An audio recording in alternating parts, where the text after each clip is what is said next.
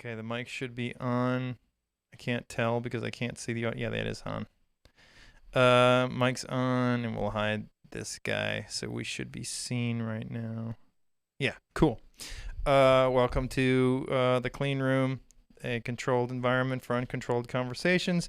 The book club on Cynical Theories. I'm really starting to hate this book. I'm tired of reading it. I don't want to read it anmoreI don't want to read it anymore. This book fucking sucks.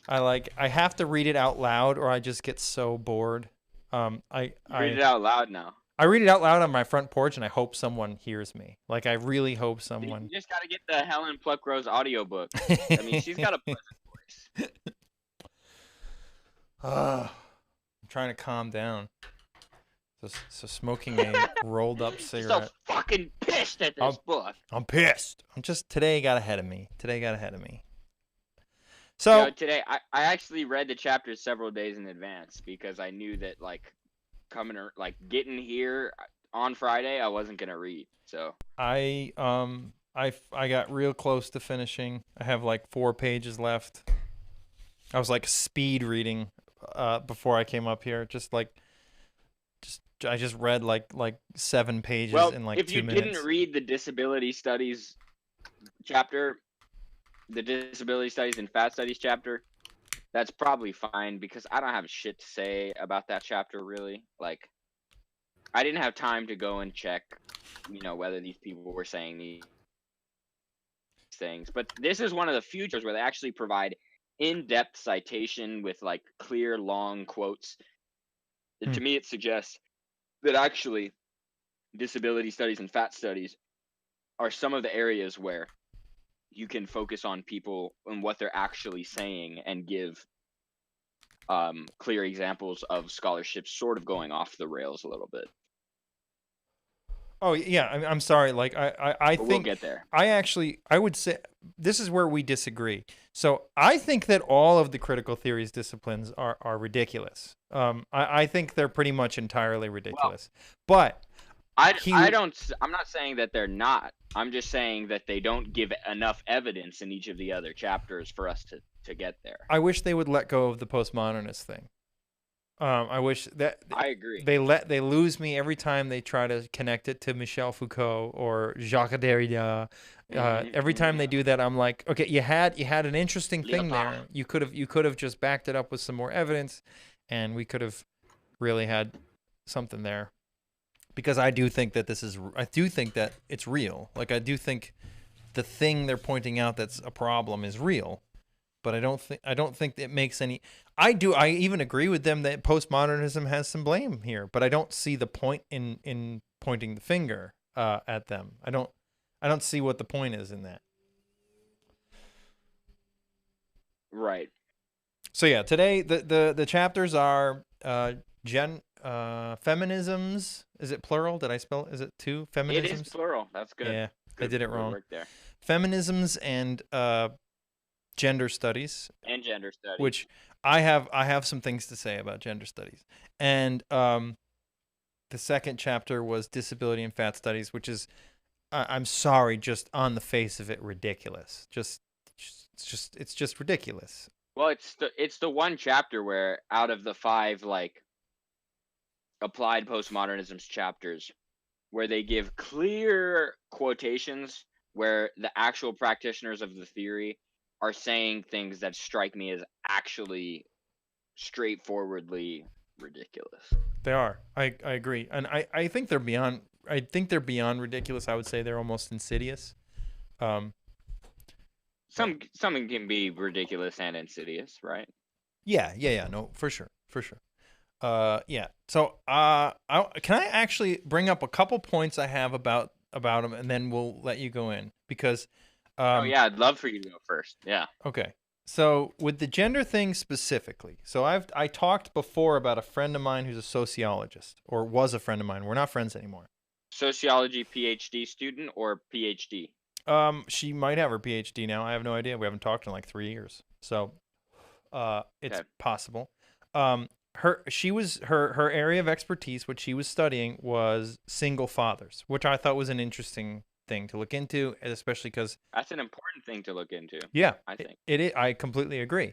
and Yeah. also like the fact that there just isn't. She was like, there just is not good data on single fathers. There's not a lot of information about, and I thought that was interesting. We had some interesting talks, but through the years I knew her, she really started to take hold of this gender studies thing, and her attitudes about masculinity and femininity got so absurd to me that it was just constantly arguing, and then it culminated in the thing that made us stop talking was and stop me if I already talked about this, but I was in a relationship with a single mom, and I developed a relationship with the kid, which is difficult, and I was talking about how he has a lot of anger, and I understand why. You know, his father was a total fuck up. His father, when he goes to visit his father, one time his father put his head in a garbage can. It's like, I get it. You know, I get why you're an angry dude. You know, I get it. He was 5. He just turned 5 when we were in a relationship. So,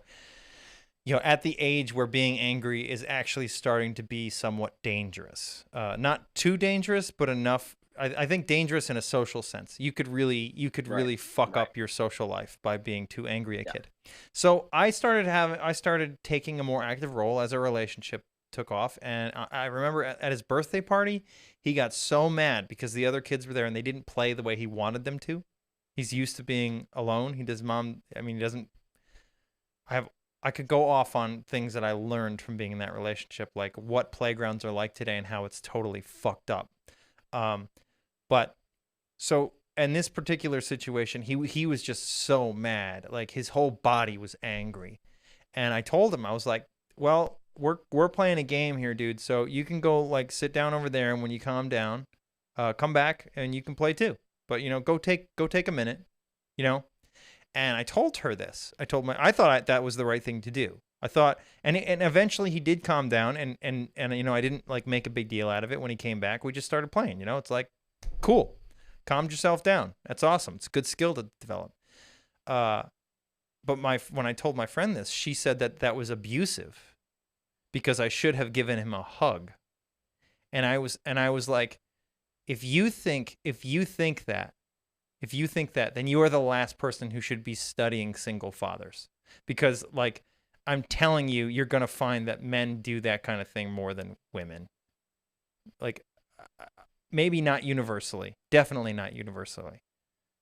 I mean, so my reaction to this is like, it's strange that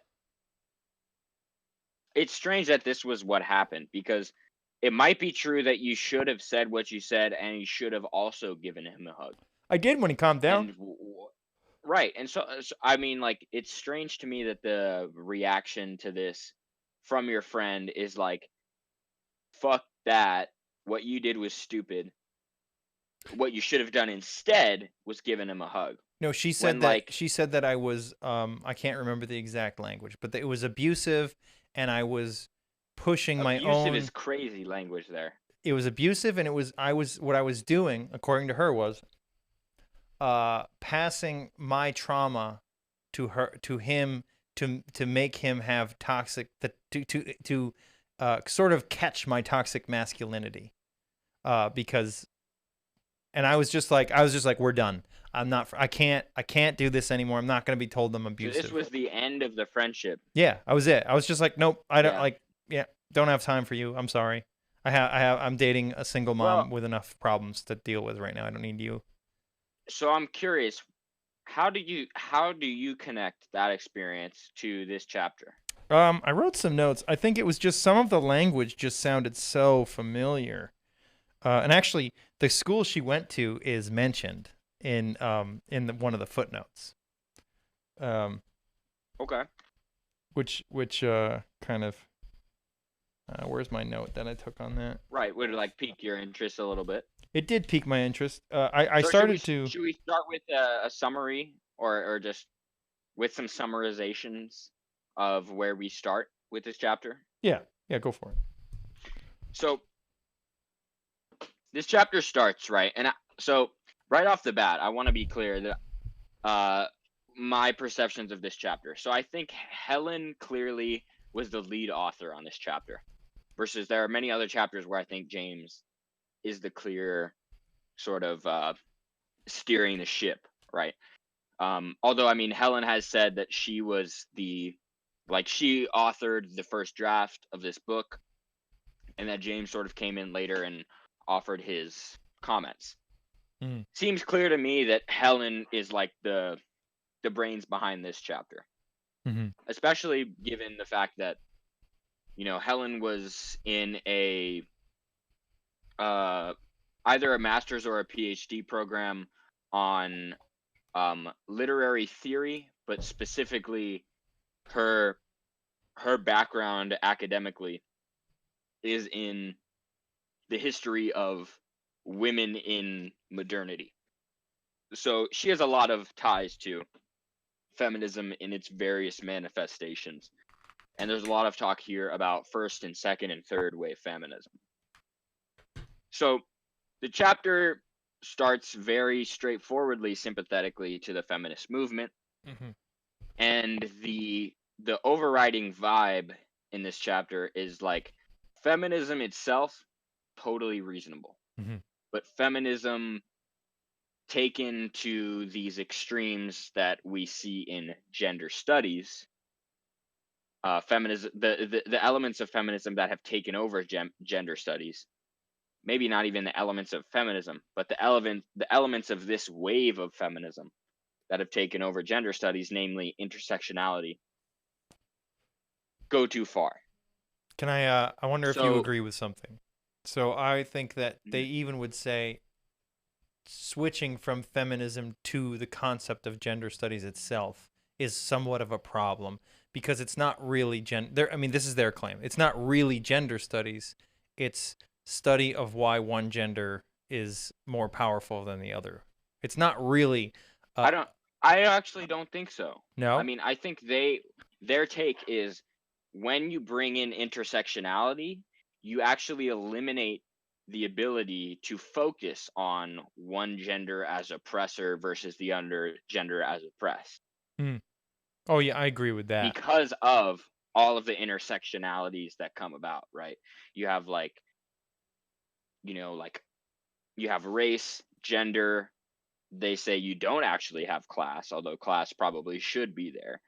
And you have ability, and you have religious status, and you have all of these other factors that sort of cloud the arena that basically make it say, you know, you can't just say men are the oppressors because, right, black men aren't necessarily the oppressors, and immigrant men aren't necessarily the oppressors, and also all of these things. white women Whereas might Helen, be oppressors.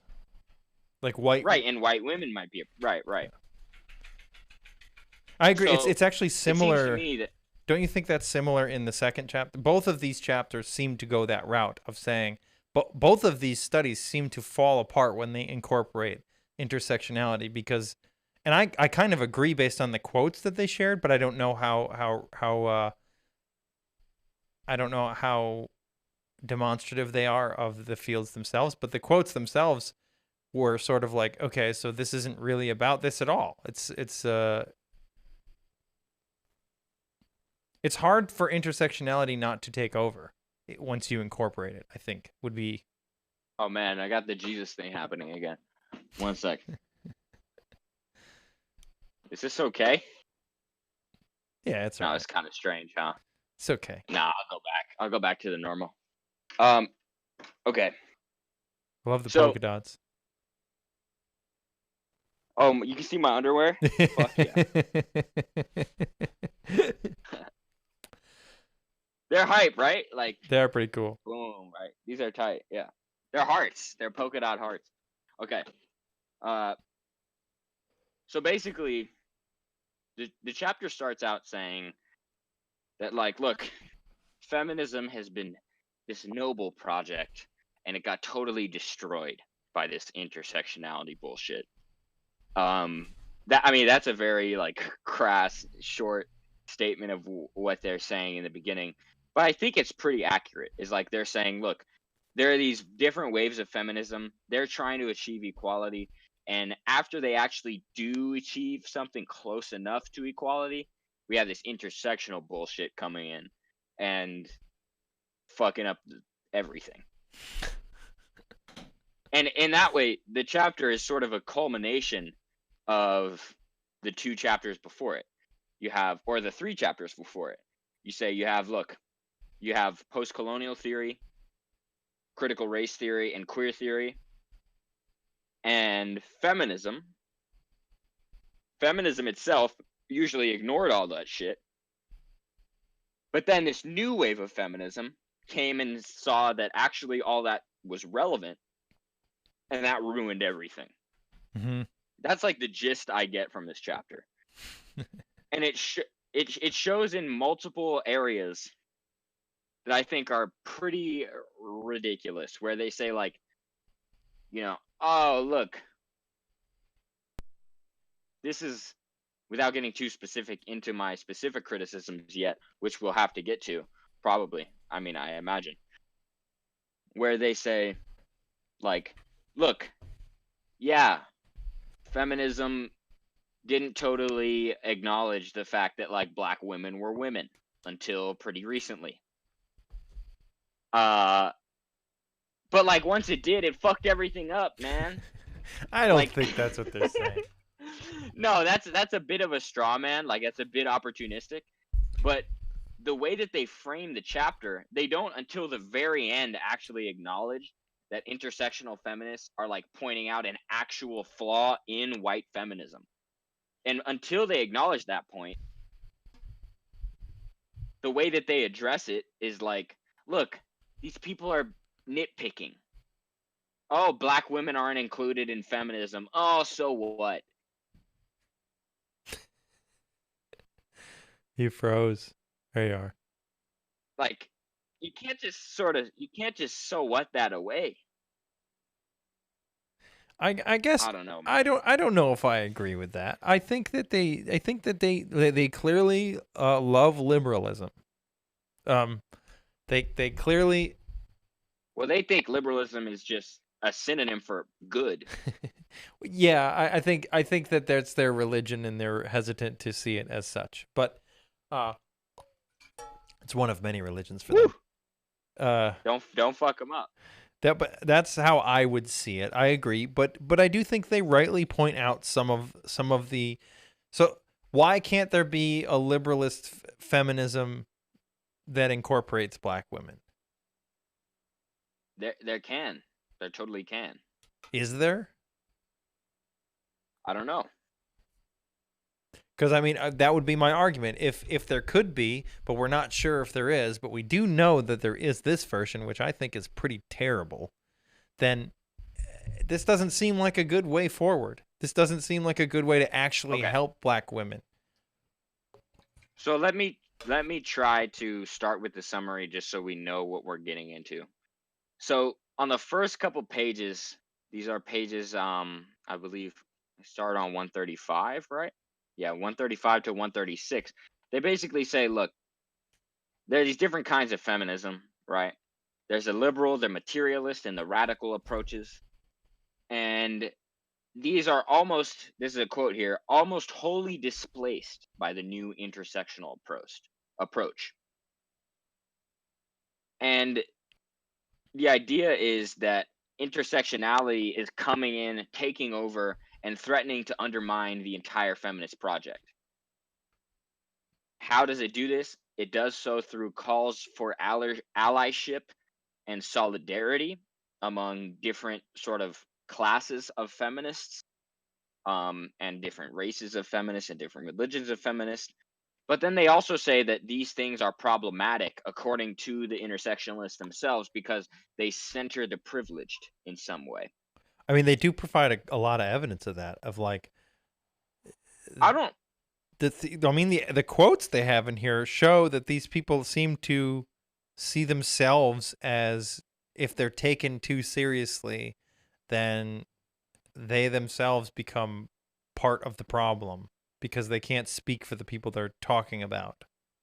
Well, let's get to those quotes when we get there, because I think there's a lot. I take a lot of issue with the citation practices in this chapter. Shocking. So we'll get there. Yeah, absolutely shocking. I've never made such a complaint before in this book. So they say that on page 137, intersectional approaches to feminism are decisively dominant in our new millennium, and it is the intersectional perspective that is the source of the profound change that they have described above. So they give 4 tenets to this paradigm shift. Now, I find that the scholarship cited in this chapter is very limited. Like, they cite a few people talking about the shift from feminism to gender studies,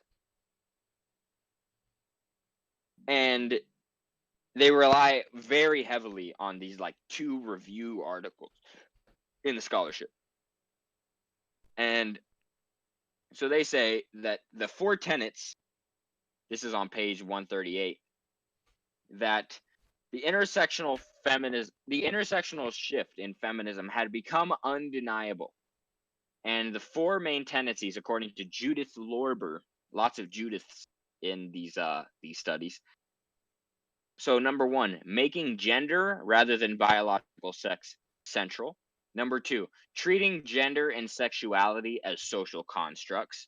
Number 3, reading power into those constructions, power that acts in the Foucauldian sense of a permeating grid. And number 4, focusing upon one's standpoint, that is, one's identity.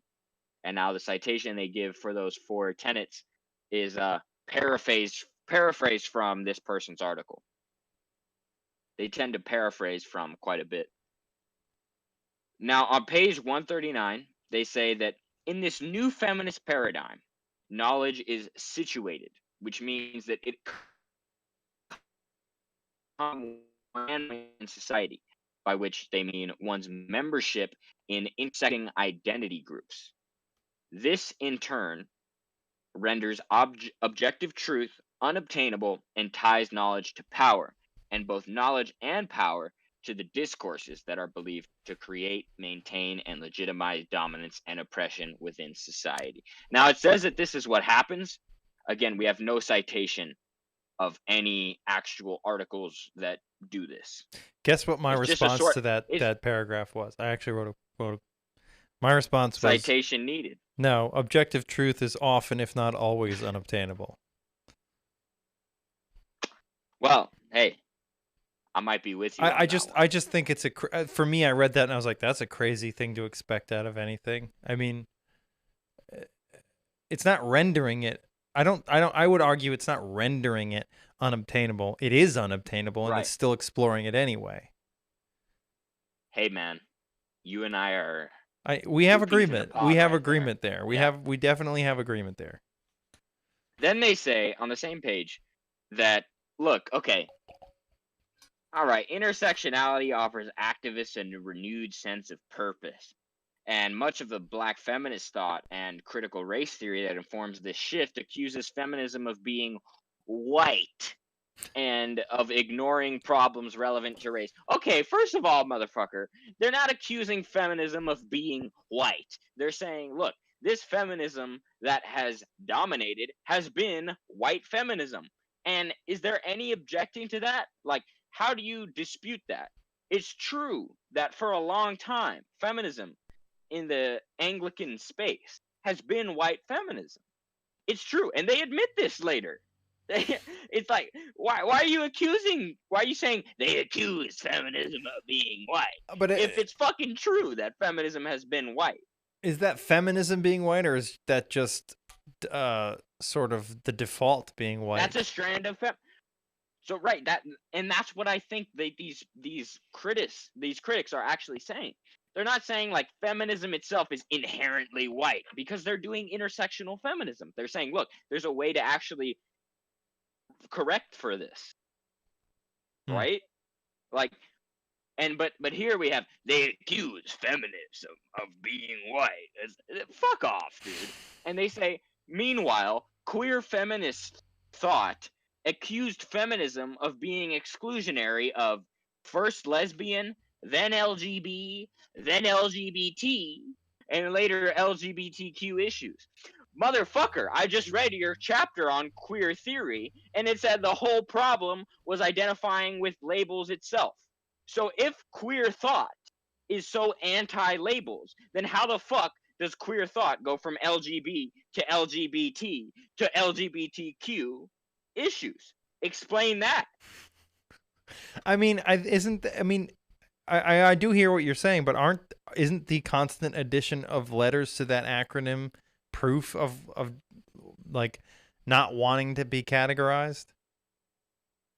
I don't know because if the whole thought is centered around not wanting to be categorized, then how can you say that it's queer thought that's taking issue with these not including categories? The queer theory thing Anyways, to me seems the closest to postmodernism. I still don't have enough citations in that chapter to buy on. When I first read the chapter, I was like, okay, shit. I'm not going to make a claim that it is or get stuck on that point. I just mean in the idea that it's similarly. If queer theory really is about saying fuck all the categories, then yeah. But I don't have enough evidence to really buy that claim. Well, but that's the thing. Both postmodernism and queer theory, in order to have form, can't be the thing they want to be. Like the second you give it form, it has to fit into some sort of category. You have to give it a name. Like you can't talk about something without. I think that it has a similar problem. No, that's true. That's true. Like language works that way, right? Language relies on distinctions. Yes, which is why the postmodernists make distinctions, see language the way they do. Well, I mean, how do they see it? Okay, why some postmodernists see language the way that they do Do you just mean Derrida? Like, if you mean Derrida, say Derrida. Yes. Okay. Yes. So, all right, where are we at now? 139 or 140? 139. Let's see. Okay, on 139, they say that in the new feminist paradigm, knowledge is, quote, situated, which means that it comes from one's standpoint in society, by which they mean one's membership in intersecting identity groups. This, in turn, renders objective truth unobtainable. We went over this. And ties knowledge to power. Yeah. Did I say this already? Yeah, and then we went to the next paragraph with LGBTQ. Yeah. So, first of all, standpoint theory has nothing to do with postmodernism. This shit comes from Marxism. Like, standpoint theory is the claim that the oppressed have a particular view that privileges them to see more of the reality of the oppression taking place than the oppressors themselves have access to. That's straightforward. This is a Marxist concept. Or apparently some claim that it comes more from Hegel originally, and that Marx appropriated it to take to be able to analyze class dynamics. But this is not a postmodern concept at all. This is a Marxist concept. And they say in other places in the book that they're opposed to the people who sort of say shit like postmodern neo-Marxism, like Jordan Peterson. I'm trying not to fall into it, but I do think there's a connection between postmodernism and Marxism, as much as they are anti-Marxism. No, I'm not denying that there's a connection. But given the way that the book itself is structured, they seem transparently devoted to distinguishing between the critical theorists and the postmodernists. Even though elsewhere, James Lindsay is like, these fucking critical postmodernists. Like, come on, dude. It's a thing where I think the thing is, for a lot of these, at least the way they seem from the outside, it feels like untrustworthy. It feels like you're not saying what you actually want, because you're saying what you think is going to get what you want to happen. That's the way a lot of it feels. Again, I don't have evidence of that. I'm not going to claim that I do. But that's how it feels. It feels like you don't actually believe any of this. You just want to create instability so that things might happen that you do want to happen. that's actually why I see postmodernism as somewhat connected to Marxism, as a sort of, well, and that's reasonable enough. They don't say such a thing no, in their book. no. This book is difficult. So they say, okay, they start talking about on 140, page 140. Hey, can how women's yeah, go ahead. The Feminine Mystique was included in a list of books of radical feminists, and I don't consider that book to be radical. The other ones are. See, I don't know that book. That book's major thing was just basically, so women were off, like, the way I've understood it is women were sort of under the idea that, well, things are so good and I don't have to work and I should be happy. I should be happy. And The Feminine Mystique was just a book that helped a lot of women realize how many other women didn't feel fulfilled in their roles at home. I could be wrong about that. That's and how they are working at their roles at home. Sure, I would imagine. sure. Not that they're not working. No, but yeah, but you get what I mean. Like that women who didn't feel fulfilled in the home, right, felt like something was wrong with them because, like, I don't have to worry about money. I should be happy. Right. But I'm not. So I don't think that book is radical. The other ones seem to be. Well, hey, it might have been radical during the day, right? And as long as it's radical at the time, you have some license to call it radical, I guess. I suppose. Now, they say that basically all this shit, right? All these problems, all these fucking motherfuckers coming over and taking over feminism. This is due to theory, capital T, right? And they say, so this is page 141. They say that theory not only dramatically changed feminism by shifting the understanding of social constructions of gender from a simplistic, oppressive binary to a fluid and unstable phenomenon with liberatory potential. With liberatory potential? What feminist theorists, capital T, are seeing patriarchy as having liberatory potential? Sometimes it seems like they didn't have an editor for this book. Where's that quote that you just read? Page 141. Yeah, where on 141, the last chapter of the page. Theory not only dramatically changed feminism by shifting the understanding of social construction of gender from a simplistic oppressive binary to a fluid and unstable phenomenon with liberatory potential. Well, I don't think they thought that I think that they thought that feminism itself could have liberatory potential, not a patriarchal system. No, they're saying that theory changed feminism by shifting the understanding of social constructions of gender from one where it's just a simple men oppressed women binary to one that is a fluid and unstable phenomenon with liberatory potential. Just give me one fucking theorist, capital T, who Well, what believes does liberatory potential mean? The potential to liberate. Let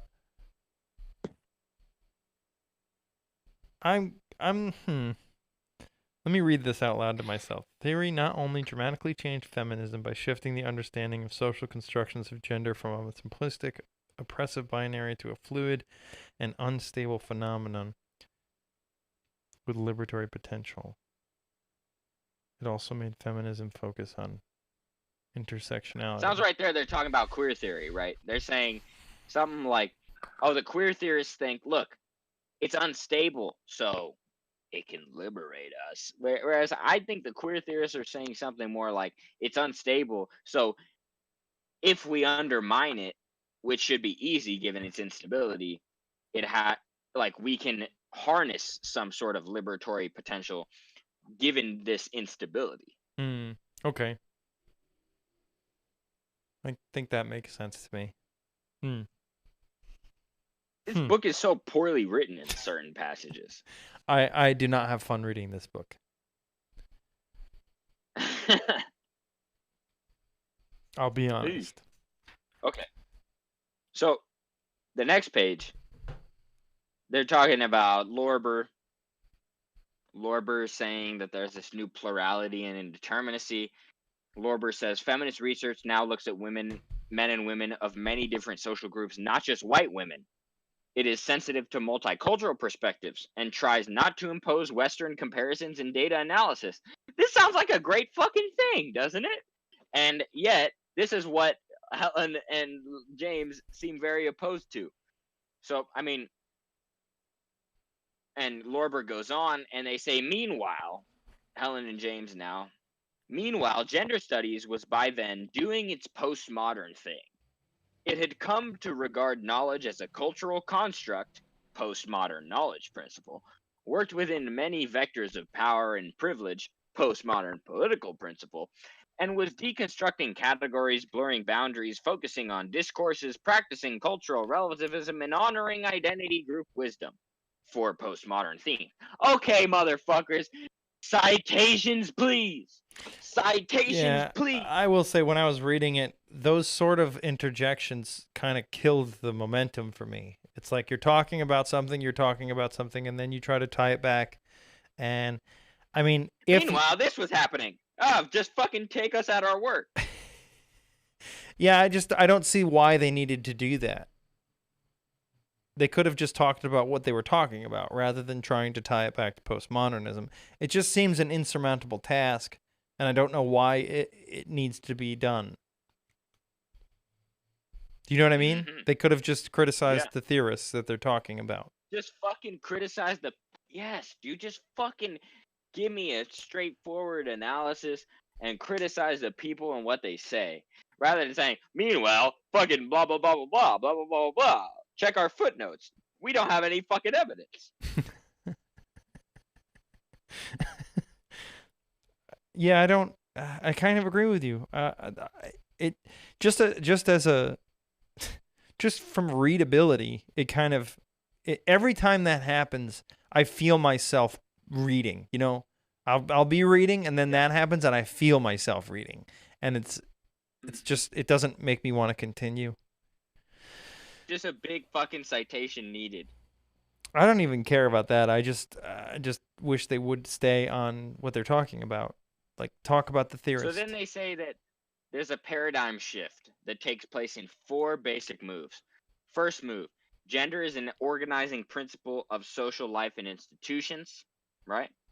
This is on page 143. They basically say that this is just reading in Foucault.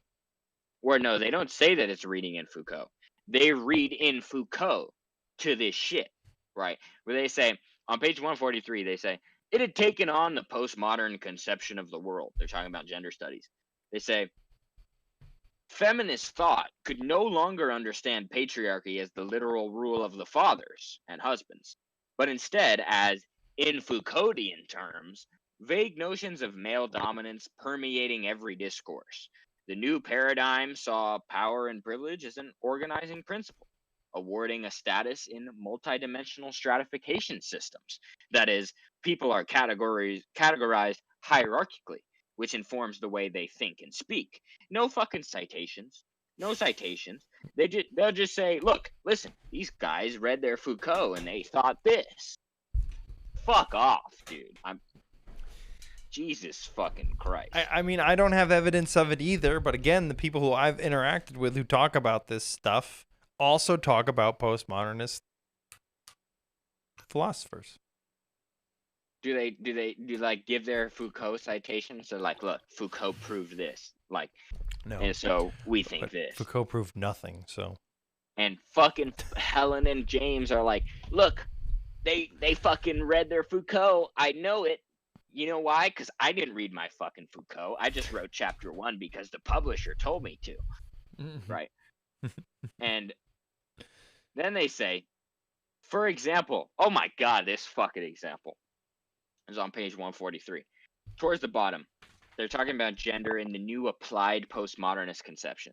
They say, for example, while previously an advertisement showing a woman using dishwashing detergent might have been seen as reinforcing patriarchal expectations and exploiting women in a material sense.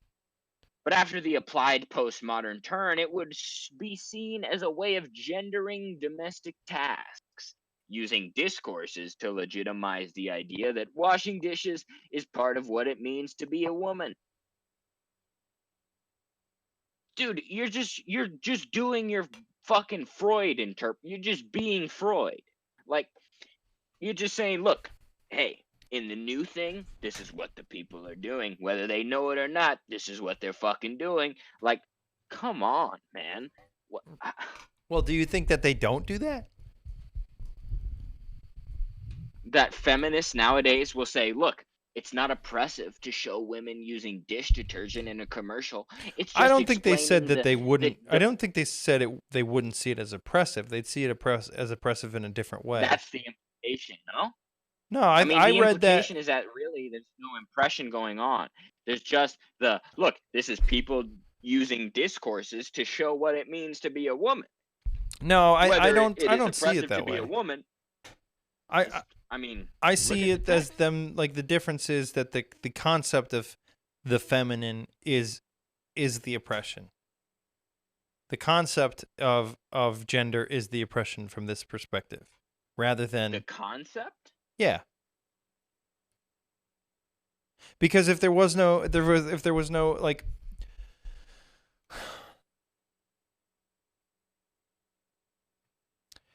so in that example, the problem from the perspective of the theorists, the way I'm understanding this, is not, I mean, yes, it would be wrong to show anybody as a sort of avatar of a group being the one who should do that.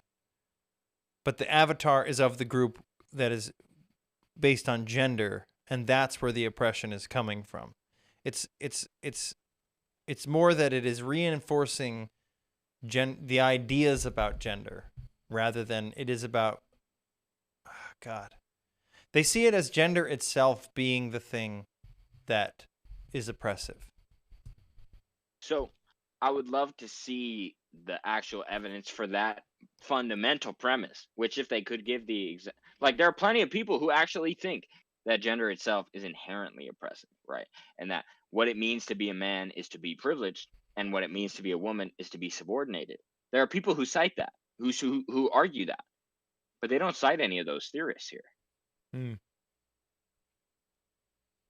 Like Sally Haslanger, right, is one of the leading figures in feminist metaphysics, and she gives a definition of what it is to be a woman. So is it actually And okay? I think I get. So your main issue here,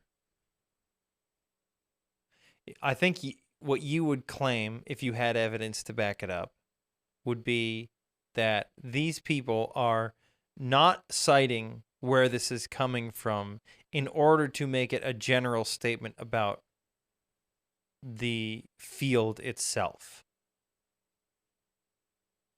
like they give me two fucking papers that they cite copiously, and then take that to be sufficient for an entire field. That's fair. I get that. It Real took quick, me a long I time. gotta take a piss. You're I gotta fine. take a piss. You and my friends, go on. Continue. Okay. I had sort of written off sociology for a while because of that friend that I had, and I started to think sociology is just bunk. They have nothing to say, and then I realized, ooh, whoa, look at that. What? Whoa, wow. Holy shit, dude. I didn't know that there were layers to the abyss. I just, Nietzsche said the abyss. Fuck me, dude. I only went down one level. Boop, boop, boop, boop, boop, boop, boop. But yeah, so sociology, it wasn't until kind of recently that I realized that there actually is some sociology that I find really important. And like you mentioned Durkheim, right? Yeah, and I had like a similar story, the whole thing you just said, like very similar. And yeah, watching that video on like Durkheim, he seems really interesting. But like I talked to a sociology professor recently because I want to read their textbooks because like I mean, I have a physics degree, and that's like a very different. We have very different standards for what a theory is, or what like ideas we're even interested in. Like when I read Marx, I'm like, this is fucking dull. But when a sociologist reads Marx, they're like, this is groundbreaking. I'm like, what? Like, how do you like? So I try to like understand that point of view, and it is interesting. And one of the most useful things, that I've learned about is definitely social constructs. That's such a huge thing. Um, I and I agree. I think so many like people throughout history have basically been like hinting at that sort of thing. But and I don't think that sociologists really have it like nailed down. Uh, like I think that if you say a social construct like our clothing, but then you say a social construct like gender or race, um, or what the fuck was another one I was talking about recently? Kush, right? Kush. I don't think that that is a social construct. Perhaps our perception of reality changes from culture to culture, and thus when our brains interact with the chemicals of Kush, maybe perhaps it is a social construct. Yes, baby. Yes. Go on, Chris. There was another social construct I was thinking about too. I wish I could remember it. I think there's lots of social constructs telling that you, are it must have super been Kush. helpful. But I think, but I don't think that like all of them are like at least not to me. They're all like, I don't think you could just have one definition for social construct that fits like clothing, and it's gonna work also just as Yeah. well for like race or gender. I think it's gonna. I think there is gonna you're gonna run into some trouble, because I think you run into like biology in both of those cases. Oh, and like masculinity, that's what it was. Masculinity and femininity being social constructs. Um, that's something to also think about. But since Sam is back, you guys go ahead, get back to your Yeah, postmodernism, I just wanted whatever the to hell. to respond to that comment made me laugh, the one I put up on screen. But my point was like, as a person, I can't know about every field, and when my interactions with people in fields tell me that that field is stupid, you know what I mean? Like when I have multiple interactions with different people from the field of sociology, and my takeaway is those people are insane. I start to think sociology is a stupid field that teaches people dumb things. Well, But I mean, get come on, like Chris, you're not exactly justified in thinking based on a few interactions that sociology. no, is I don't Yeah, I I mean think it depends on who you talk to. I'm not saying Go I'm not ahead. saying that happens like I go, okay, I'm consciously writing off this field.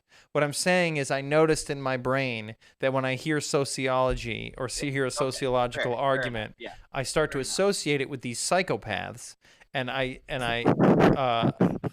start, but like it took a while. Like actually, I feel like reading the Righteous Mind helped me, because Durkheim was mentioned in that book a lot, to understand what sociologists are supposed to be doing, and why the field makes a lot of sense. But yeah. Okay. Social constructs. So let's get back to where I'm at. No. What? Okay, Jimmy. I thought I was the host of this fucking thing, right? Okay. Page 139, real quick though. They say Jesus, you jump back a lot. I'm going back. They say that someone's knowledge being situated. No wonder you're so confused all the time, Sam. You're reading backwards. No, dude. I'm going back in the text to read forwards. They're saying that someone's knowledge being situated means that it comes from someone's standpoint, which means that objective truth is unattainable. Wait a minute. I think objective truth is unattainable. I know you think that, right?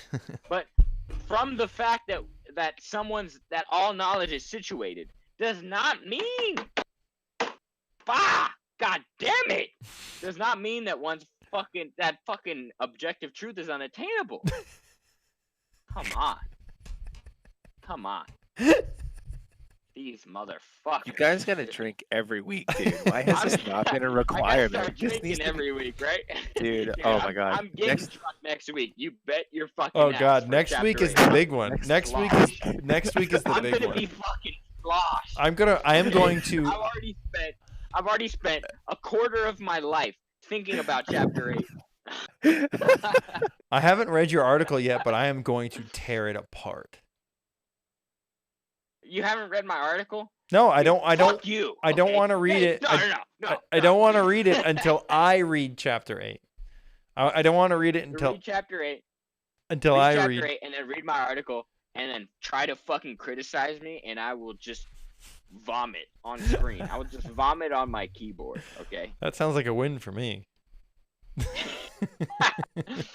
Okay. No, really, we should start drinking every week because I'm drunk. Okay. All right.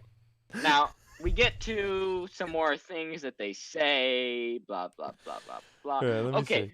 I've never seen so much fucking capitalizing in prose in my life. On page 141 to 142. Jesus, page 141. we went over this already. No, have we been there? Wait a minute. They say that there's fucking, where are these capitalizations at? Yes, they say, meanwhile, feminism gave way to gender studies under the auspices of queer theory and adopted intersectionality as a kind of grand unifying theory of social power and societal injustice. Every word there is capitalized except for "and." Jesus Fuck Christ, my guy. Fuck Ayn and Rand is what I'll say. Ayn Rand, really, but and Rand is just as good. I want to hear about the UFO cults. Let's talk about the UFOs. So first, okay, citation needed on 143 to 44. Okay, 142. I've said that. Now we started talking about oh yeah, UFOs and intersectional feminism. I knew you were going to talk page about 145. This. Yeah. So here we go. Dude, what the fuck is going on this page? First of all, they say I knew you were going to talk about this. they say we often this is page 145 towards the bottom. We often observe this kind of shift to a more sophisticated and nebulous model when people are highly personally and ideologically committed to a theoretical approach that is clearly failing. This phenomenon was first described by Leon Festinger in his study of UFO cults and led to the development of the concept of cognitive dissonance. What's the name of that fallacy where you're like, this one I read, I was like, it seems like you're subtly trying to call these people UFO cultists. That seems like what you're trying to do. Well, it sounds to me like the fallacy of ad Hitlerium, right? But just with a different vibe. Like, instead of Hitler, you're talking about UFO people. I do think there's a point to be made about cognitive dissonance. And again, yes, certainly. No question. There is a lot of cognitive dissonance in the people. The way that they try to make the point. Yeah. Everyone is subject to cognitive dissonance. All of us. Myself included. All of us. And they say, Festinger observed that highly committed cultists did not abandon their beliefs when the predictions of the cult failed to manifest, when the UFO never came. Instead, cultists resolve this undeniable contradiction by claiming the event had occurred, but in some unfalsifiable way. So what they're actually comparing it to is people saying that feminism is too white, and that feminism has neglected the experiences of women of color. So my question is, what the fuck is the UFO in the theory of intersectional feminists? Like, they made a weird tie in there to talk about like people who don't give up on their I mean, I get the point they're trying to make. I don't think I agree that they're making it. They're kind of saying that feminists thought that Marxists thought that something was feminists. Yeah, thought that something was going to happen and it didn't happen. So instead of us thinking, well, we were wrong, they just moved the goalpost. They just said, well, we just misunderstood what we thought was going to happen. I do think that did happen to a lot of Marxists, and I actually think that's what... Well, what happened here in this case? I don't know. They're saying, then they say on page 146, while boorish men with patriarchal assumptions continued to exist, it became increasingly untenable to view Western society as genuinely patriarchal, or to see most men as actively colluding against the success of women. Okay, but wait a second. I thought what you were trying to disprove was the intersectional feminists who were saying that white women were not paying attention to the serious concerns that were exclusive to women of color. Where are the fucking UFOs there, Helen? Is Helen writing this chapter, you think? Yeah, I think you said that. She brings it up because I think the person that originally came up with the concept, like that's the example he used. I think that's why they keep on bringing it up. They I think later in their book they bring it up again. Like they really like this UFO story. They do love the UFO story, no question there.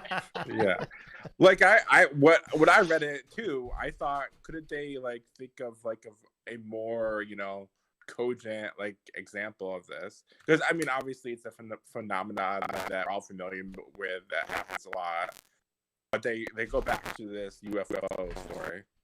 So what say right after they say postmodern theory offered an opportunity to retain the same beliefs and predictions. Male domination exists and served itself at the expense of women, for one, while redefining them in terms of diffuse enough to be a matter of faith, requiring no evidence. Sam, you're turning into a robot. Discourses, socialization. So, give me some fucking evidence. If the whole problem is that there's no evidence, then show me evidence of these people who require no evidence. Oh, fuck.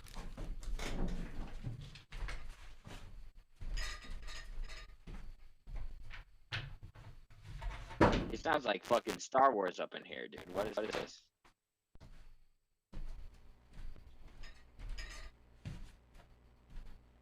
I think Jimmy's trying to fix it.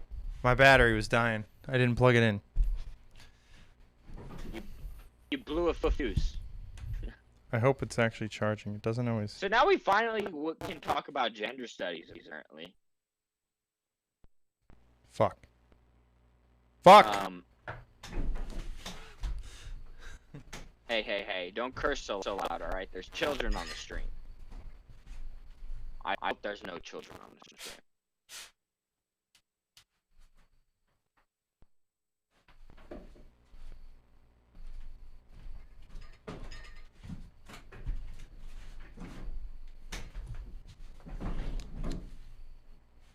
Oh, no.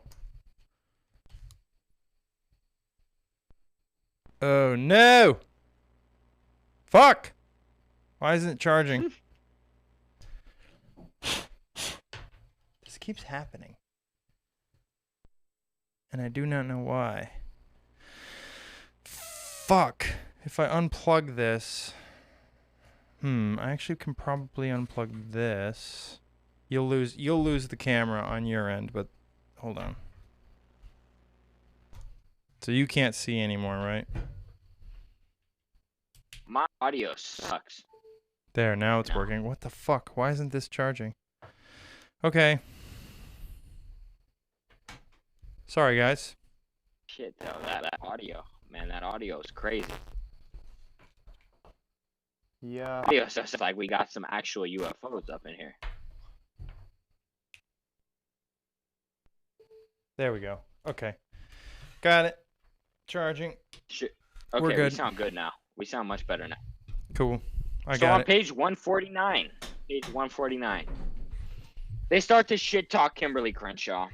I mean, big surprise, right? So they say that the liberal approach to feminism is angrily refuted and problematized by applied postmodernists who desperately want to return to social significance to certain identity categories so they can apply identity politics and provide a meaning-making structure for especially radical racial minorities. So this is their big fucking gimmick, right? Is that like the intersectional feminists want to make everything about race again. They want to say, oh, fucking white people trying to say that race doesn't fucking matter. Fuck that shit, dude. I'm gonna only care about black people. And what? So they rely a lot throughout the book in multiple chapters on this quote by Kimberly Crenshaw, where Kimberly Crenshaw, this is the quote they say. Where all they say in this chapter is, hence Kimberly Crenshaw's emphasis on the importance of saying, quote, I am black, end quote, instead of, quote, I am a person who happens to be black, end quote. Right? Now this sounds like race essentialism 101. Now, so what, just to make sure that they weren't being opportunistic, I went to the actual Kimberly Crenshaw article, which is fucking like 50, 60 pages. And I found what Kimberly Crenshaw was actually saying. So I have the full paragraph. This is what she says. Crenshaw says, quote, I am black becomes not simply a statement of resistance, but also a positive discourse of self-identification, intimately linked to celebratory statements like the black nationalist, black is beautiful. I am a person who happens to be black, on the other hand, achieves self-identification by straining for a certain universality, I am first a person, and for a concomitant dismissal of the imposed category, black, as contingent, circumstantial, non-determinate. There is truth in both characterizations, of course, but they function quite differently depending on the political context. At this point in history, a strong case can be made that the most critical resistance strategy for disempowered groups is to occupy and defend a politics of social location, rather than to vacate and destroy it. And this is in 1991. So what I would emphasize for everyone who hasn't gone and read the actual article that Crenshaw is being quoted from, is that Kimberly Crenshaw is not saying that it's imperative that we all say, I'm not just a person who identifies as black. I'm not just a person who happens to be black, but I'm a black person, right? For the black person, what Kimberly Crenshaw is talking about. Rather, I think what she's saying is, in this particular socio-political moment, it can be useful for people to adopt a politics of identity, one where they see themselves as black persons, rather than as just people who happen to be black, where their blackness has nothing to do with their socio-political location. But I mean, is there a future in that? Like, what do you mean? Like, useful how? Useful in the moment, or useful to? I think she's saying clearly in the moment that it's useful. I mean, she says, let me read the quote, part of the quote again, that she says, there is truth in both characterizations, of course, which means she acknowledges that it's true that one is a person who just happens to be black, and it is true that one is a black person. But then she says, they function quite differently depending on the political context. At this point in history, in 1991, a strong case can be made that the most critical resistance strategy for disempowered groups is to occupy and defend a politics of social location, rather than to vacate and destroy it. So she's clearly not saying this is the be-all, end-all, motherfuckers. Call yourselves black before you call yourself a person. But like, sometimes a strategy that works in the moment actually actively hurts the strategy that would be better moving forward. And I do think that is the case here. That would be my argument. I don't know. I think that would be the case if it were the case that black people don't face specific institutional problems in the United States that no other racialized group faces. I agree, and I would agree that it's good for people to be considering that. But here's what I'll say is like, I know a lot of people. I know a lot of white people. I know a lot of people of lots of different races. The people who have started to be comfortable talking to me about this kind of stuff have been saying basically the same things. That I think that it would be very good to be the fact that we live in a time where it's even possible for me to think about it means that I should, and it's a good thing that I am to think about that. You know, to think about the fact that there are experiences that are different for people of different color. That's a good thing. They also say, however, it's becoming so uncomfortable to have to think about the fact that you're a black person rather than a person. And it's becoming so dangerous. Let me just interrupt real quick. Do y'all also hear this like nasty feedback coming from Jimmy, or am I alone in that? Let me know. It's Chris and Skep. It's not coming through the stream. I can check and see. Okay, that's good then. Wait. If it's just me, it's no problem. Hold on. What is it? Might have got all screwed up when I should be good with the audio. Are you getting an echo of yourself? No, not when I talk. Yeah, this is when Jimmy talks. When Jimmy talks, okay. You get an echo when I talk. I hear nasty feedback. It's not an echo. It's like static. Huh. That's interesting. Hold on. Could be that this stuff is just too mangled. How's that? Is that any better? That is better, actually. Yeah. Okay. I wish my battery would charge faster. No, it's coming back. It's coming back. Oh, but good. We'll see. Good. Uh-oh. Okay, can I point something out? This is something serious I take as a serious problem in the chapter. When they start to talk about Patricia Hill Collins, they say that Patricia Hill Collins, in her 1990 book, this is on page 151. In her 1990 book, Black Feminist Thought, Patricia Hill Collins describes the stereotypes that affect African American women uniquely.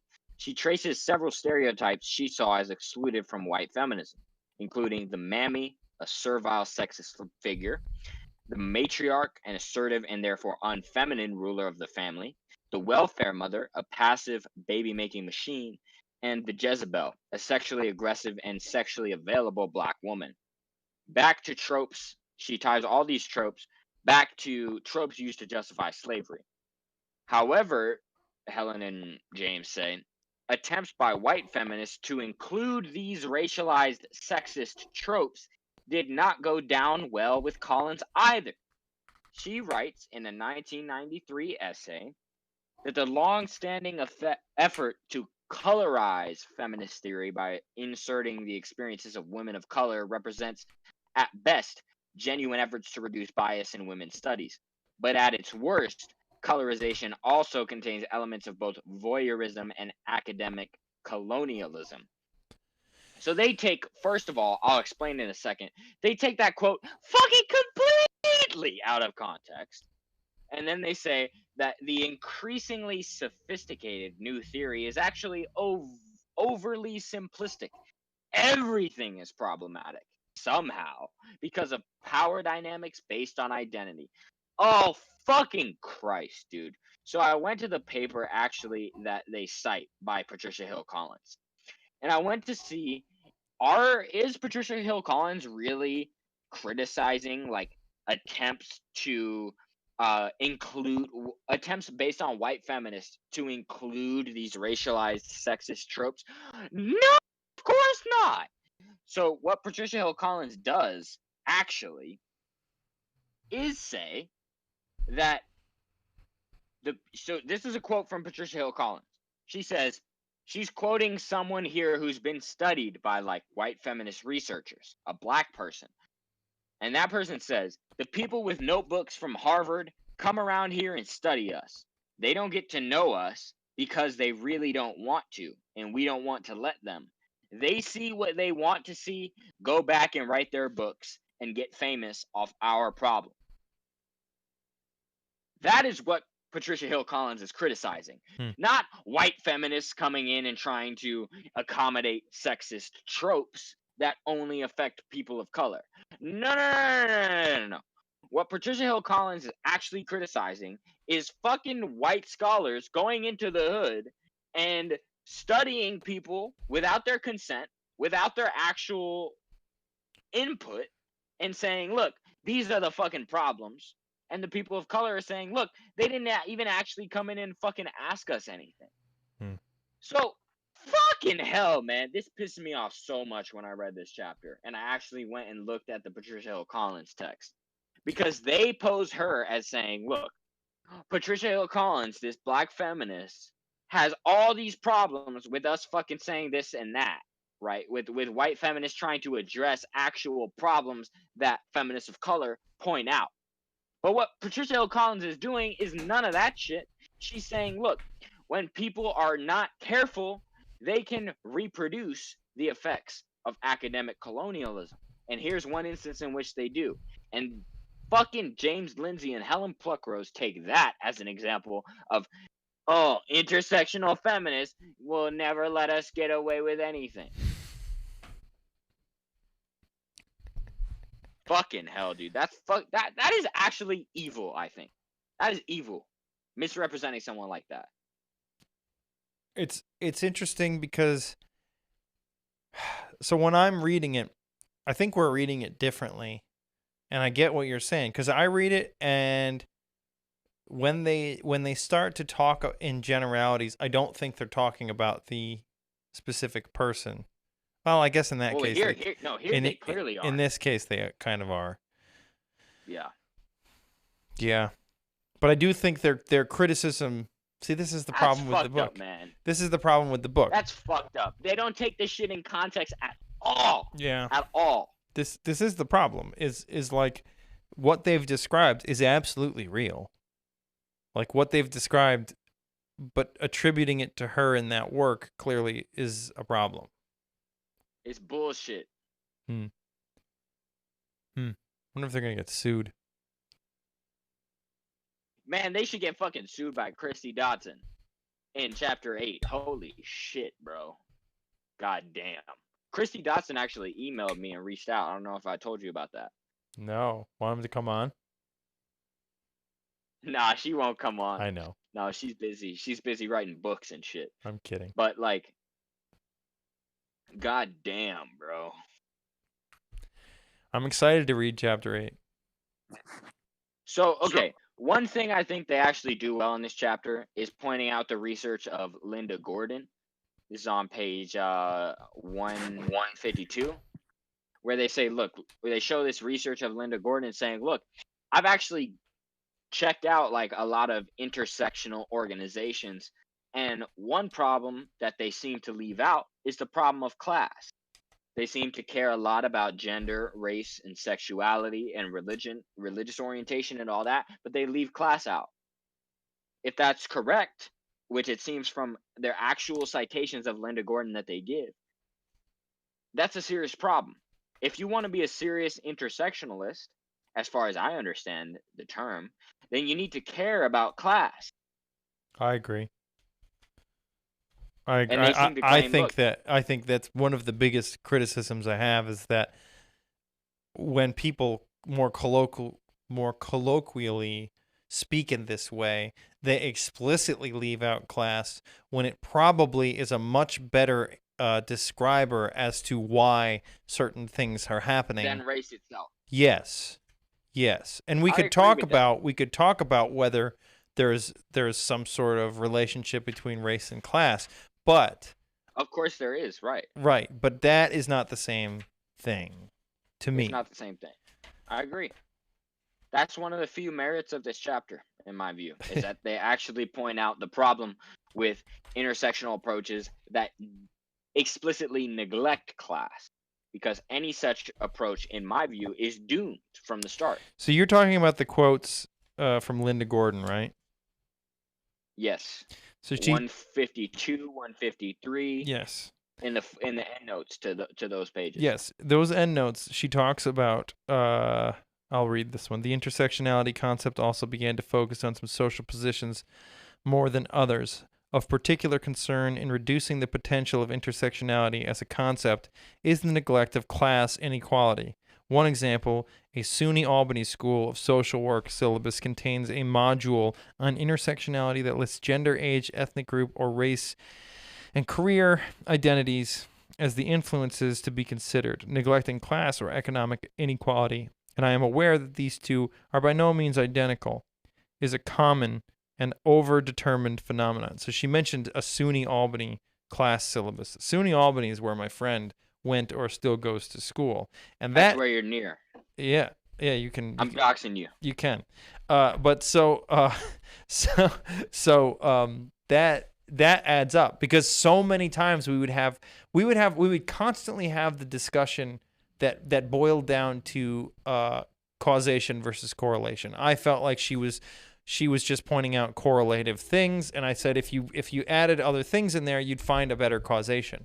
That was often my point with her, was that you're actually preventing yourself from identifying causal factors by eliminating certain things and focusing on the things that you want to be causal. That I read that and I was like, holy shit, that is exactly how I think she was taught, because that was always her argument, always.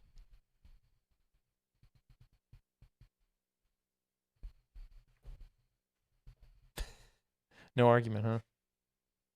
I have no objection to that. Yeah, that really hit me, and it made me. So maybe that makes me have to pause for a second and say, am I in a bubble that neither I nor many people really know about? Not me particularly, but are the people in my area in a bubble that is not indicative of the fields of study as a whole?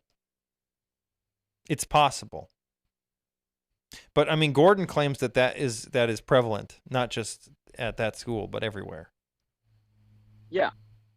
So 154, they point out that there's this this editor-in-chief of a feminist journal, a prestigious feminist journal, they say, who writes an op-ed called "Why Can't We Hate Men?" or that starts with that question. Okay. Mm-hmm. I'm ready to jump on the board of criticizing that shit, right? That's fucking whack. Like, I mean, at the same time, right? Like, I have been one of those people who says shit like men are trash when I see like some fuck shit that a man does that I've seen too many men in my life do. But saying some shit like, why can't we hate men? I mean, fucking come on, dude. Like, yeah. Like, that's on another level. Yeah, I actually took a note. My sociologist friend at UAlbany was focused on single fathers, admitted there wasn't much data. What else did I write? Her taking to Grievance Studies made me wow, I can't read my own writing there. Uneasy for this reason. Because she would talk like this. She would talk like this. That why can't we hate men? No, that anything about masculinity that made her uncomfortable was toxic. Anything. Yeah, that's a problem. That's a problem. And hegemonic. Everything. Hegemonic masculinity, though, I think is a problem. Maybe, to some degree. I think there's hegemonic. Hegemonic fucking X, Y, or Z is gonna be a problem. Yeah, I think there's hegemonic femininity too. Yeah, and I have no problem saying that there's a problem there too. Although people in the discipline might come from my neck, right? Like that's what she would never accept that. It was always a fallback to well, yeah, feminism it cares about men too. And it's like, well, you care about men, but in a way where you want us to behave the way you want us to behave. This relates to a problem I found on the next page, which is page 154. And they say that Nowhere in gender studies can one find men or masculinities being studied through any lens but feminism. Already have they stated in the chapter that feminism is not an approach that privileges the feminine, but an approach based on equality of the sexes or of the genders. So what would you want rather than an approach but feminism? If feminism is an approach that says, look, we want the equality of the sexes or the genders, what other approach could you fucking ask for? Male supremacy? Well, I guess once you become gender studies, shouldn't you have devotion to both? I mean, there's two main ones That's what at I'm saying. least. Look, feminism itself, right? From the feminist studies perspective, you should be able to do analysis that says, look, men aren't inferior to women. And I haven't seen any actual studies that say, like, look, men suck compared to women. Like men are fucking worse than women. Like, all I've seen is studies that say something like, look, men have not been as critical of masculinity as women have been of femininity. Which I think is, generally speaking, true. Wait, say that again? That men have not been as critical of traditional masculinity as women have of traditional femininity.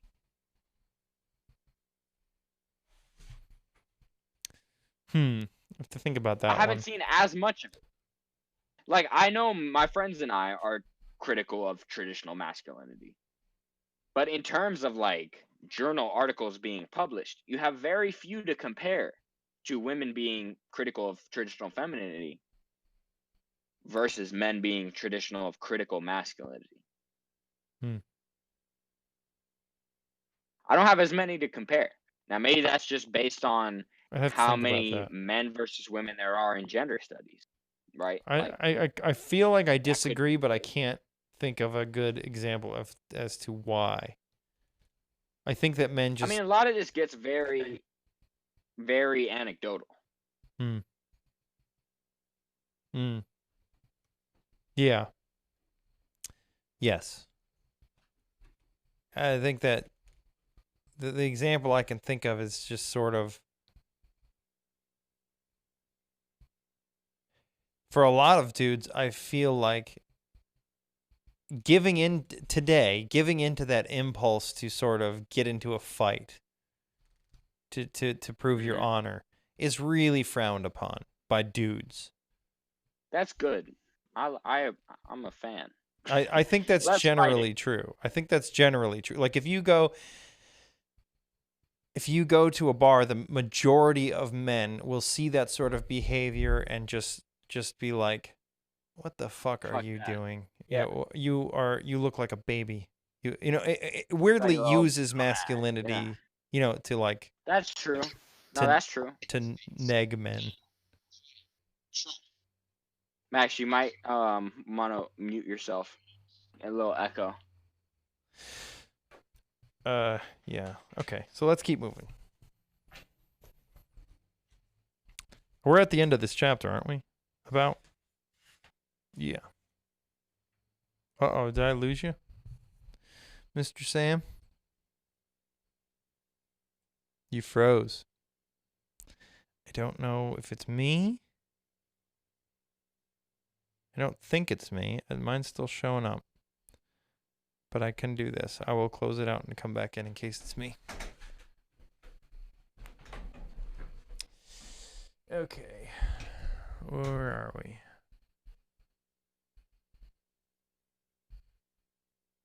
Let's go back in.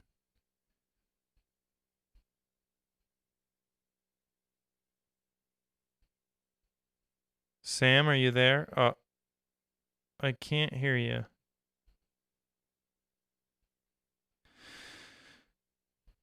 I don't know what happened to you, Sam. If anybody else is there, could you say something so that I can hear?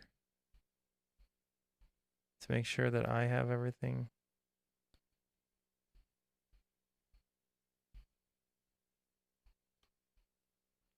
Oh dear.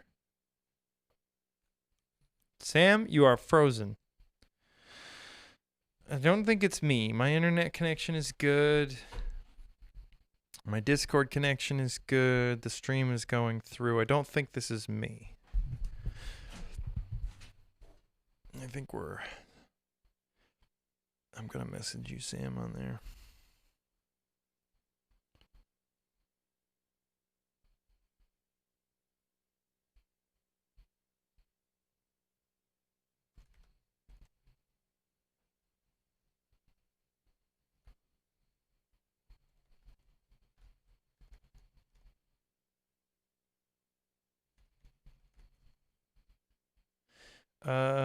Sam.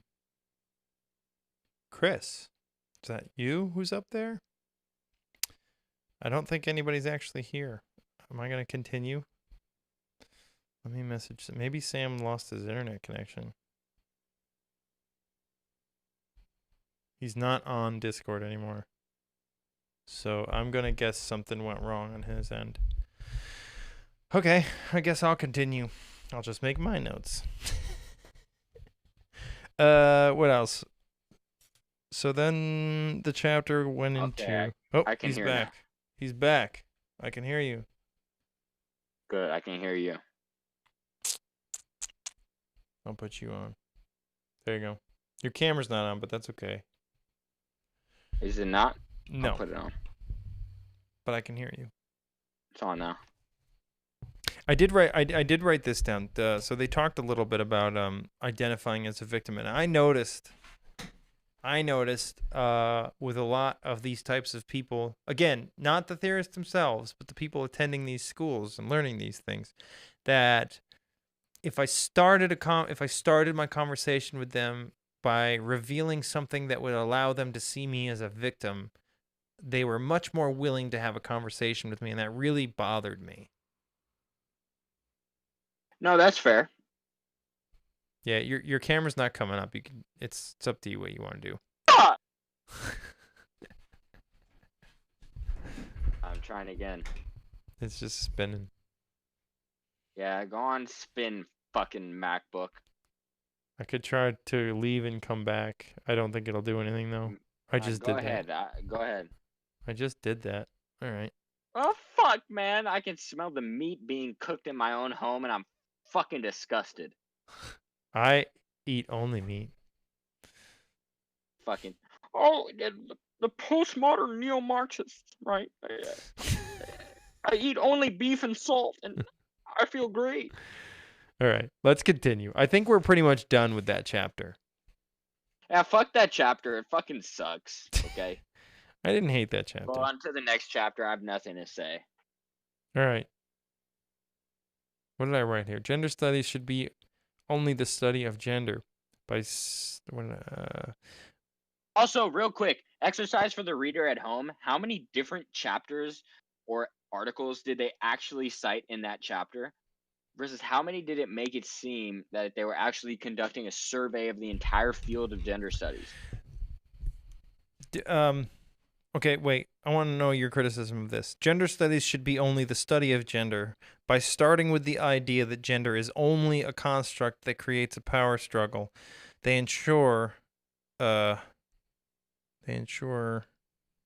scholarship, I think.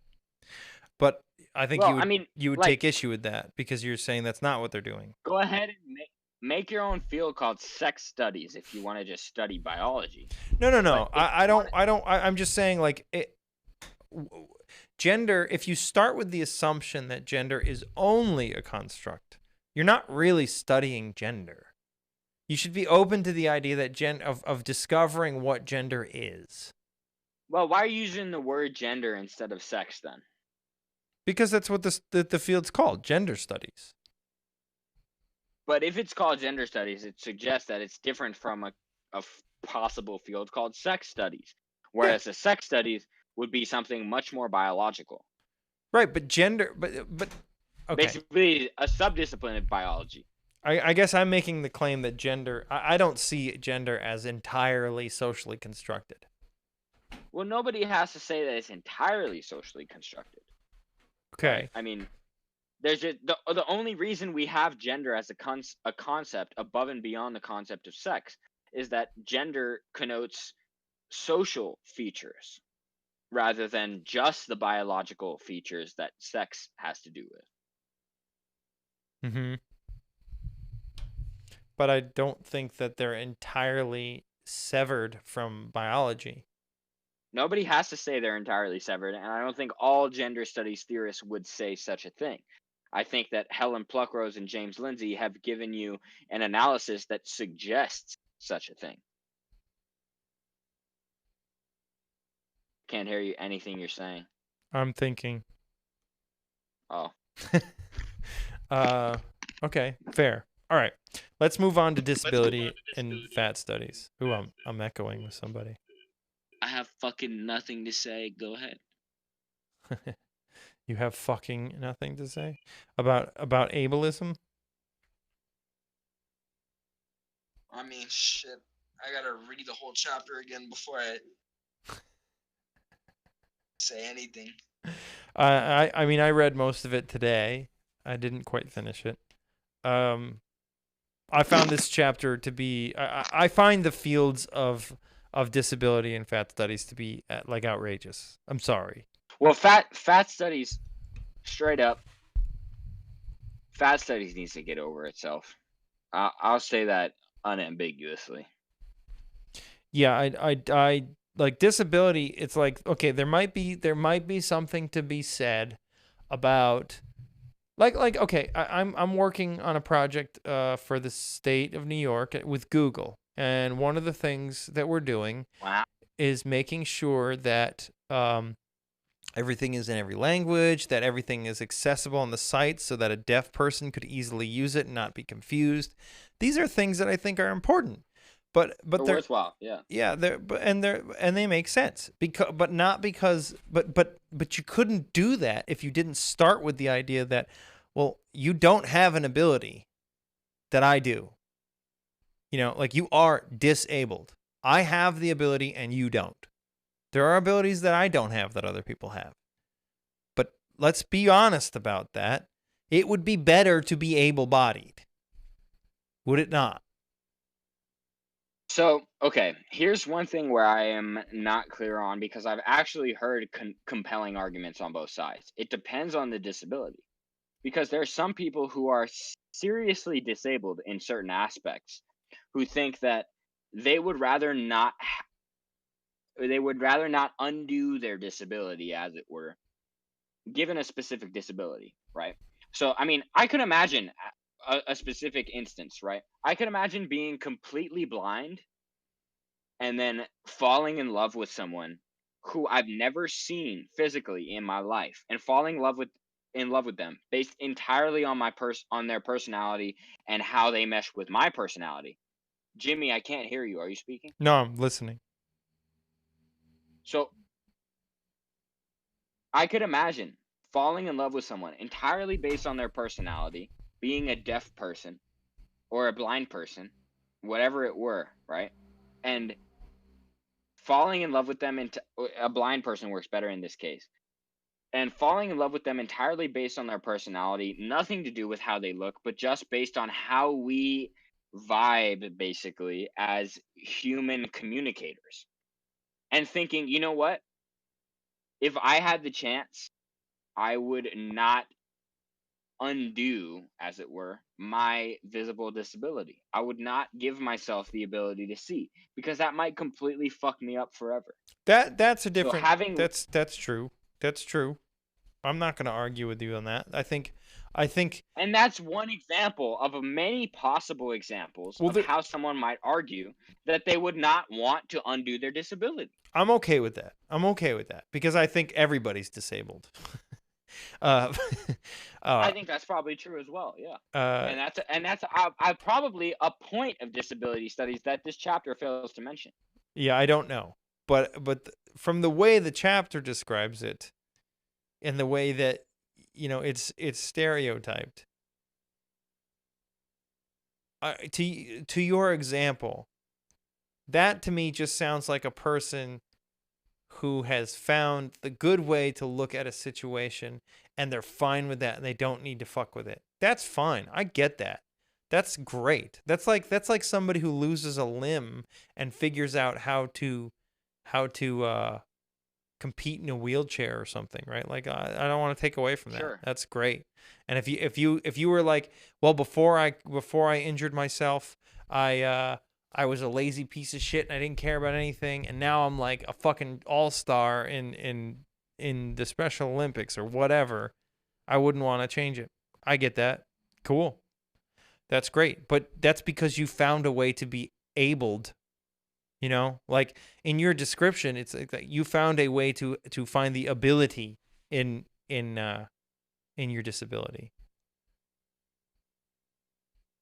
I don't think there's anything necessarily contradictory between ability studies itself per se and the sort of thing I'm mentioning as like a virtue of ability. Yeah. Okay.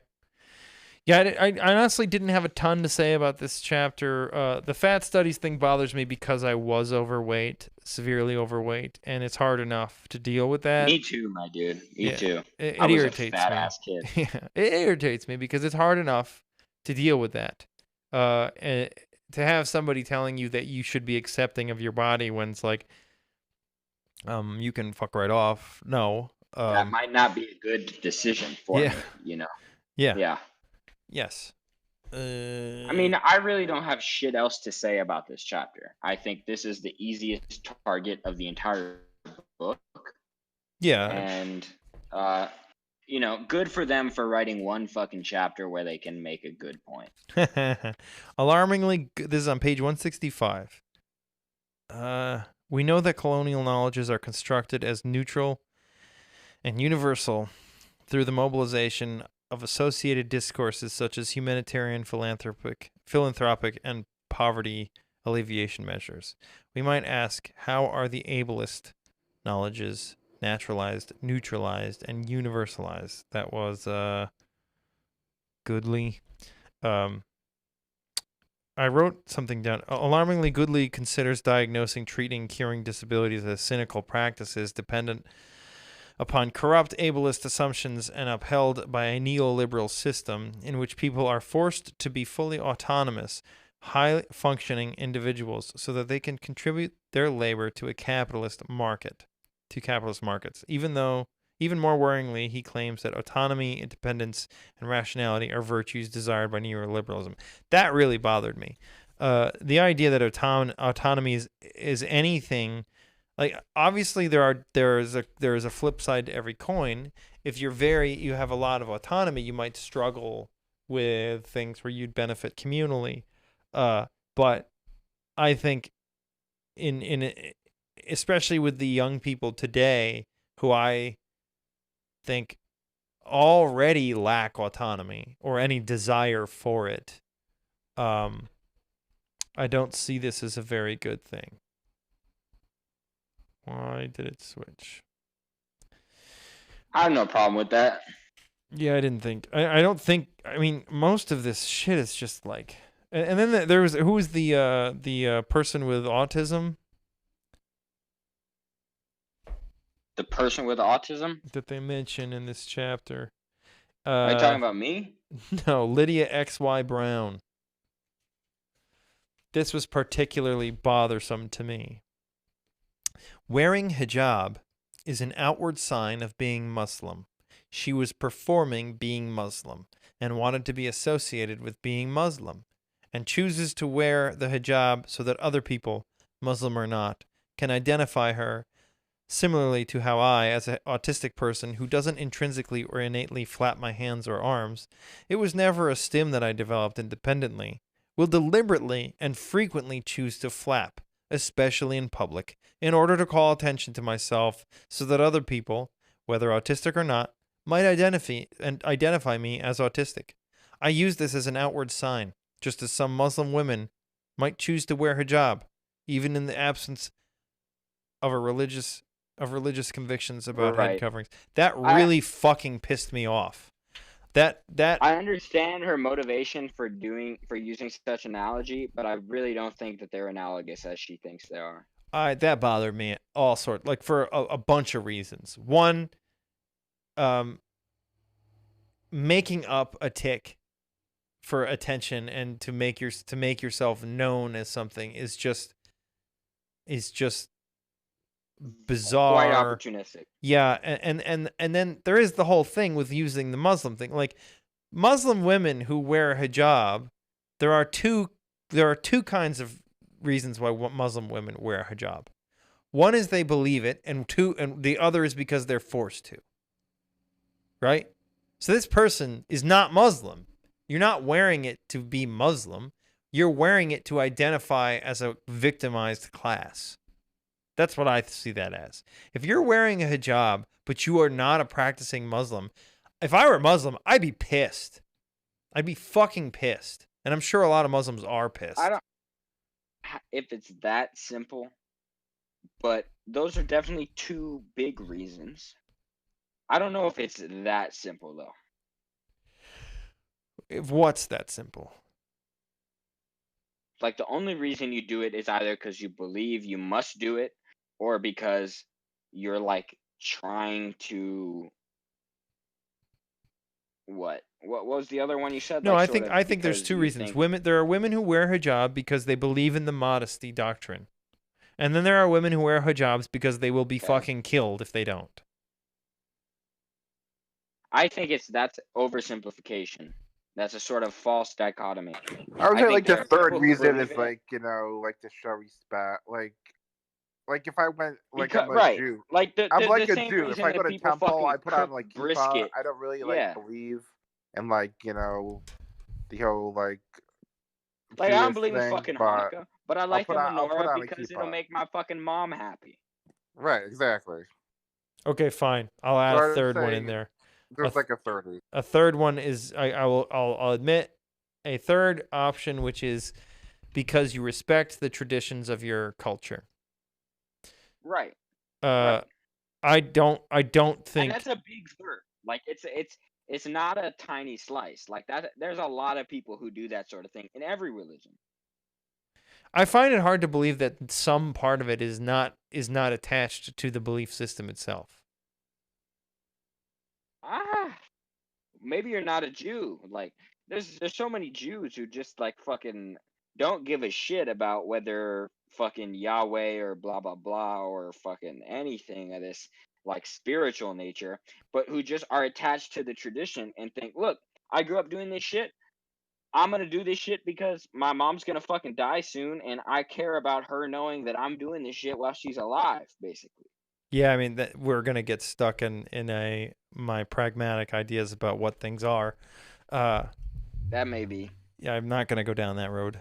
We'll do that another time. We still have to do that at some point, but this is not the time. What else did I write down? That sounds right. Failed to speak for the I mean, I really have nothing left to say, and I just can't wait till fucking next week. So they said of this discipline that they fail to speak for the people they claim to advocate for. And I agree with that, and I do think that's a problem in all of these fields. I think you make a point that it isn't a problem with all of the people in those fields, but I think it is a problem within all of those fields. It may be a problem generally speaking. I'd have to like revisit but to make that point and to make it convincingly, you would need a lot more data than the data points they have. Yeah, I guess. Or than the data points they provide in their endnotes. Well, I mean, what if they're just making a philosophical argument? Well, they don't know what the fuck philosophy even is. Yeah, and then fat studies triggered me. I just sort of read it really quick. It irritated I love how me. they pack two like pseudo disciplines that don't exist in probably 99% of universities in one chapter, where they're like, look, fat studies and discipline and fucking disability studies, they're taking over, man. They're fucking taking over. Dude, there's no fat studies or disability studies at the university I went to for my undergrad. And I bet that is the case at fucking 90% of universities across the world. That there's no fucking fat studies department. They did say it's mainly in the UK.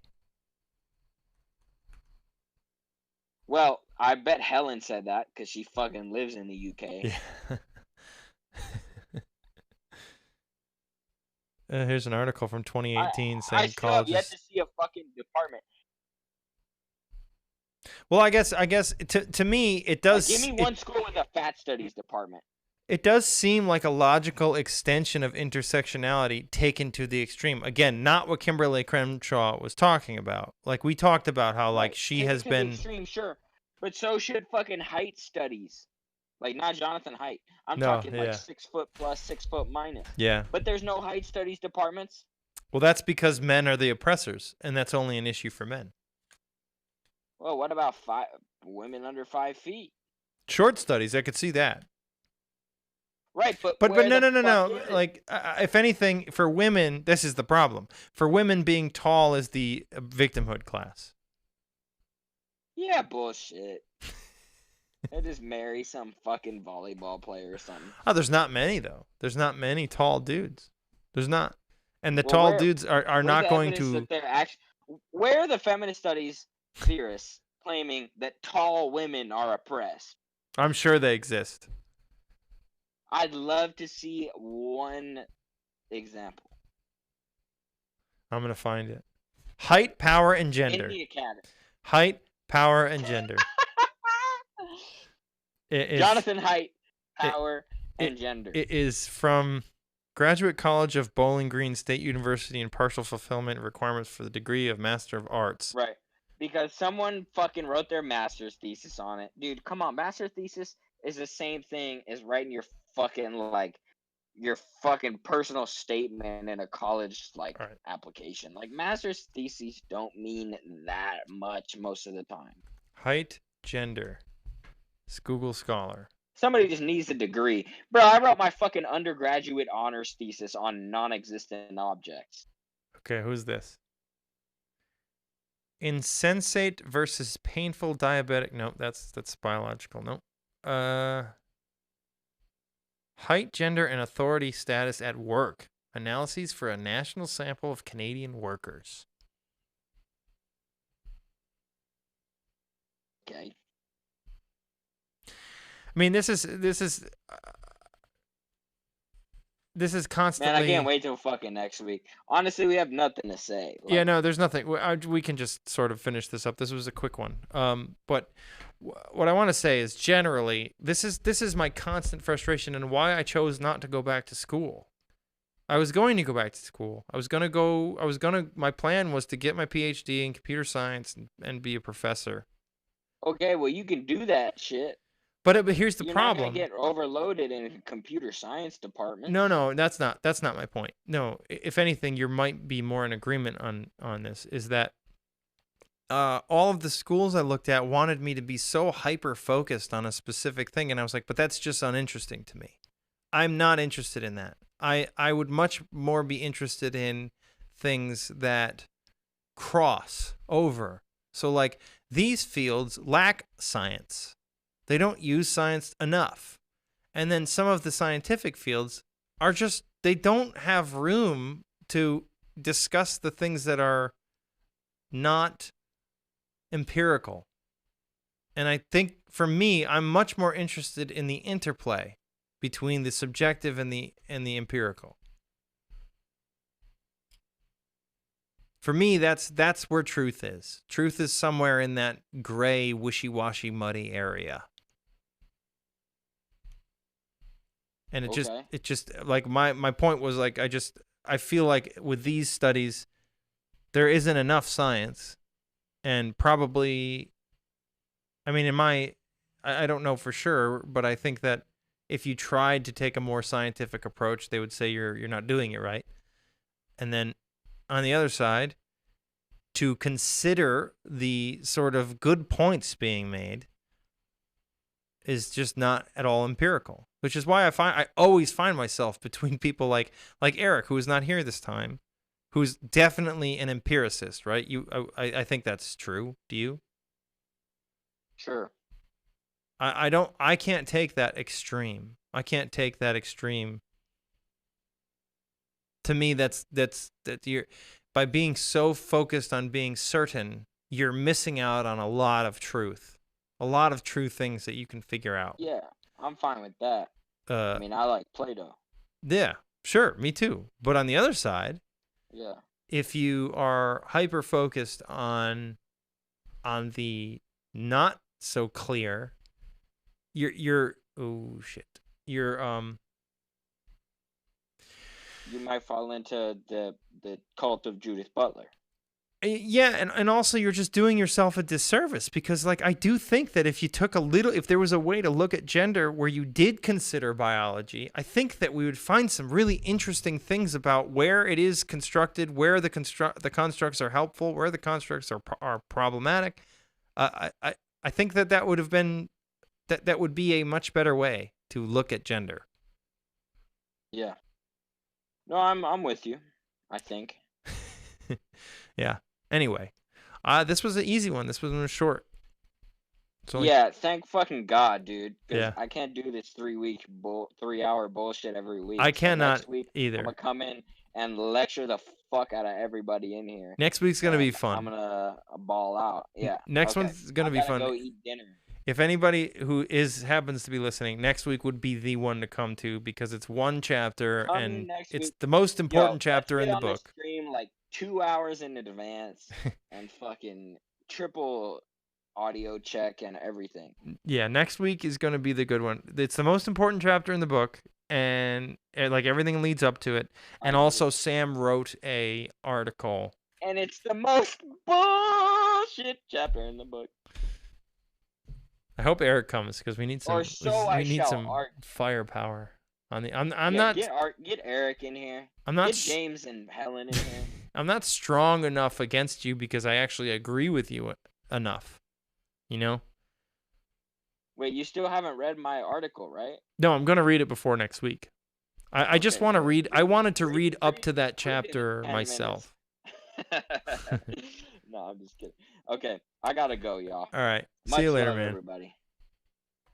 Take care and read the fucking words and use your brain, okay? All right.